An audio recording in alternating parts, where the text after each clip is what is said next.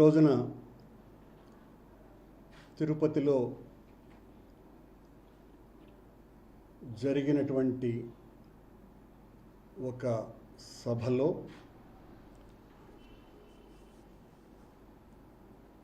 కొత్తగా అవతరించిన పరమహంస పరివ్రాజకాచార్య మంత్రశాస్త్ర పయోనిధి నరరూప నారాయణుడు నిత్య సత్య ప్రవచన దీక్షాపరుడు అస్ఖలిత బ్రహ్మచర్య దీక్షాపరుడు సనాతన ధర్మ పరిరక్షణ బోర్డు పీఠాధిపతి శ్రీ శ్రీ శ్రీ శ్రీ పవనస్వాముల వారు మన తిరుపతికి వేంచేసి అనుగ్రహ భాషణం ఇచ్చినారు. వారు నిన్నగాక మొన్న తిరుపతిలో అడుగుపెట్టి కాలినడకన వెంకటేశ్వర స్వామి దర్శనానికి వెళుతూ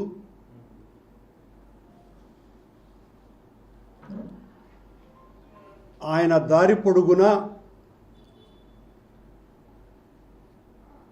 వందల సంవత్సరాలుగా శాపగ్రస్తలైనటువంటి కొన్ని మెట్లను విముక్తి చేస్తూ, అంటే మా వాళ్ళు కొంతమంది ఆయన అలసి సొలసిపోయి పడిపోయినాడు అని అన్నారు.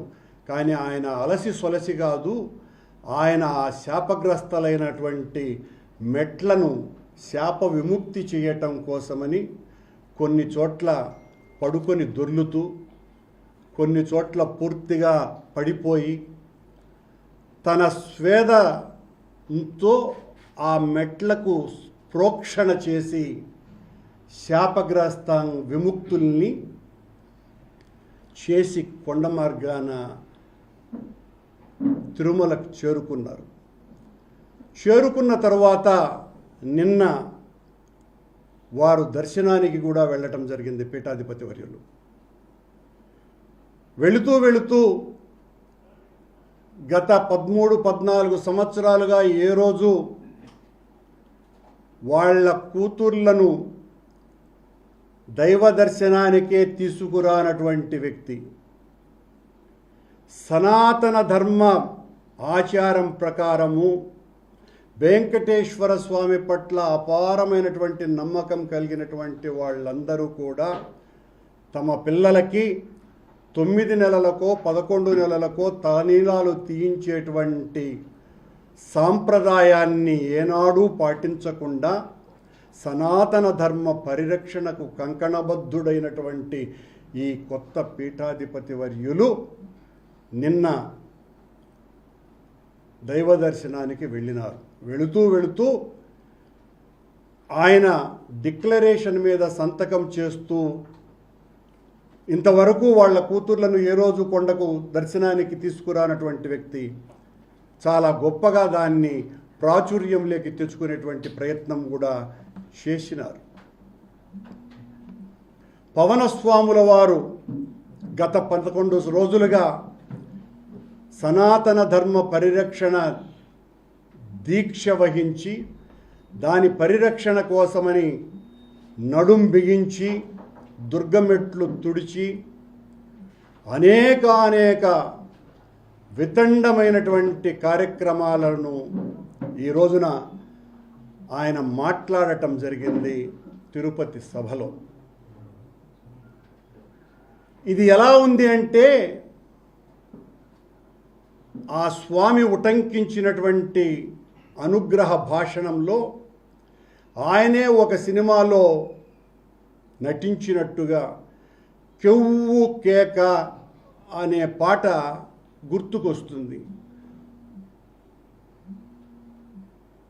అన్నానికి అరిటాకు, సున్నానికి తంబాకు, పుణ్యానికి స్వామి పాదాలు తాకు కెవ్వు కేక, ఓ బాబాజీ కెవ్వు కేక. సరిగ్గా బాబాజీని ఈ పవనస్వాముల వారు ఈ రోజున మొత్తం ప్రపంచానికంతా తేటతెల్లం చేశారు. అలాగే కొత్త దేవుడండి, కొంగొత్త దేవుడండి, ఇతడే దిక్కని మొక్కని నమ్మని వాళ్లకు దిక్కు మొక్కు లేదండండి అని చాలా స్పష్టంగా గుర్తు చేశాడు ఈయన. నా అనుచరులు, నా అనుయాయులు అంతా కూడా సనాతన ధర్మ పరిరక్షణ కోసమని నడుం బిగించి ఏమేం చెయ్యాలా అన్నది మార్గ నిర్దేశం చేశాడు. ఆ నిర్దేశంలో నేను రాజకీయాలు మాట్లాడను, సనాతన ధర్మ పరిరక్షణకు జరిగినటువంటి నష్టానికి ఈ రోజున నేను చేయబోయేటువంటి డిక్లరేషన్ అని తన ప్రసంగాన్ని ప్రారంభించి మా మీద, మా నాయకుడు జగన్మోహన్ రెడ్డి గారి మీద ఇష్టమొచ్చినట్టుగా రాజకీయ ప్రేలాపనలు చేయటమే కాకుండా కోర్టులను కూడా సూచిస్తున్నట్టుగా సుప్రీంకోర్టు ధర్మాసనానికి హెచ్చరికల రూపంలో ఆయన మాటలు జారీ చేసినారు. సనాతన ధర్మం ఈయన వలనే కాపాడబడుతున్నట్టుగా,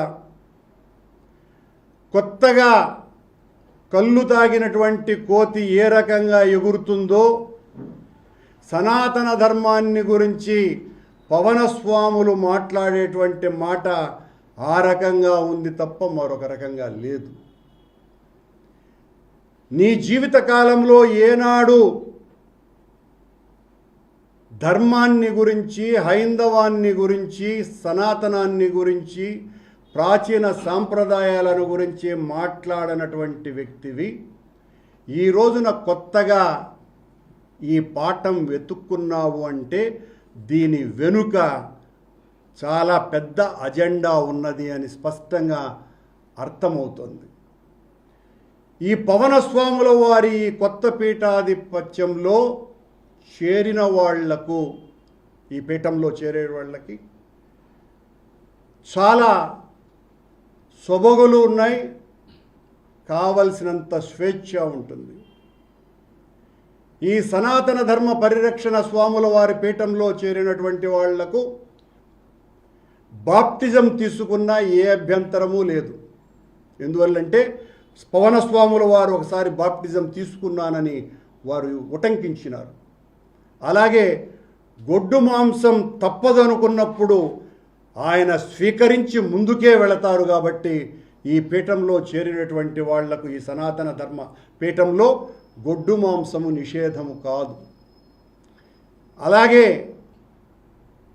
ఈ మఠానికి, ఈ స్వాముల వారికి మతము లేదు.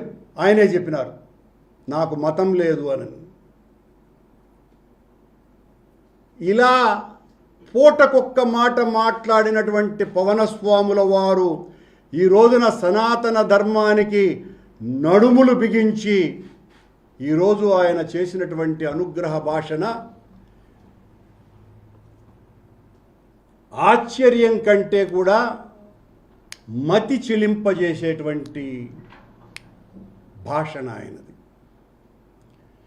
ఇప్పటి వరకు సనాతన ధర్మాన్ని ఎవ్వరూ కూడా పరిరక్షించలేదని, సనాతన ధర్మం మీద దాడి చేస్తే కోర్టులు పట్టించుకోవు, ఇతర మతాల మీద దాడి చేస్తే కోర్టులు పైకి లేస్తాయి అని కోర్టుల మీద కూడా చాలా బలమైనటువంటి చురకలు వేశారు పవనస్వాముల వారు.